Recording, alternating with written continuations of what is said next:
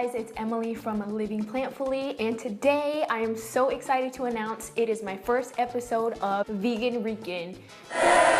So I wanted to start off these episodes because I am half Puerto Rican and I grew up eating a lot of typical Puerto Rican food, and I just wanted to share that with you guys because it's a really important part of my life. I am starting off with the super basic, super easy recipe of sofrito. Sofrito is basically a flavor base that you use when you're cooking. It's kind of like a broth starter, I guess you can say. I think every family kind of has their own traditional way of making sofrito. This is the way that my mom made it growing up, so it is the way that I make it. This is probably like one of the easiest recipes that I'm going to be showing you guys on these episodes. Let's start off by showing you the ingredients. They're super simple. So you're going to need some garlic cloves.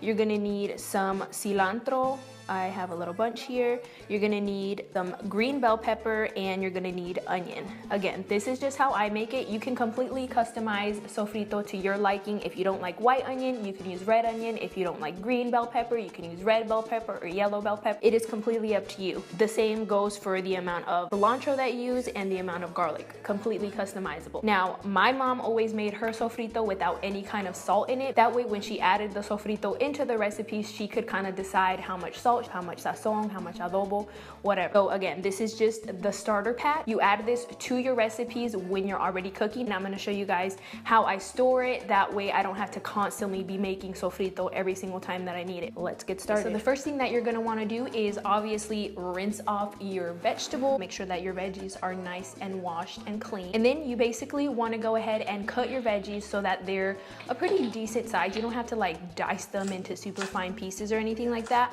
I just chop up my half of an onion into fours and then my bell pepper into a couple of little chunks. That way it makes it a lot easier for my blender to blend them up. And I leave the garlic cloves whole as well as the cilantro. We're gonna go ahead and add this all into our blender. I have a Vitamix here, but you don't have to have a Vitamix. You can use whatever blender you have, obviously. You just wanna make sure that you add about a quarter cup or more of water into the mix so that way it blends it up nice and easy. You wanna blend up your mix until it's kind of a smoothie consistency. You don't want to blend it so much that it becomes juice. You want to blend it so that it still has a little bit of viscosity to it, just not huge chunks of like onion or bell pepper or cilantro or anything like that. This is how much I made. You can make more if you want. And now I'm going to show you guys how I store my sofrito. That way I can use it for months and months and months until I am completely ran out. Okay, so I use one of these guys. This came with my refrigerator. It's an egg holder, but obviously I do not eat eggs and they were just sitting around. I just decided that I'm gonna use this as my little sofrito mold. So this is exactly 2 tablespoons in each little hole. So what I do is I grab my sofrito and I pour it into kind of a smaller measuring cup just so that it's a little bit easier to work with. And then I fill up each little egg hole with sofrito. All right, so I have my sofrito mix in the little molds. I ended up with, let's see, there's 8 in here. So 8, 9, 10, 11, 12, 13, 14 and a half. So that's 14 and a half little cubes. And like I said, each one holds 2 tablespoons in it. So that's a good amount of sofrito, right? I freeze them until they're completely solid. It takes about 4 hours. I usually just leave it overnight and then run it under some hot water just a little bit to loosen it up. And then you have your pre-portioned perfect little sizes of sofrito that you can easily add into any recipe that you are going to make.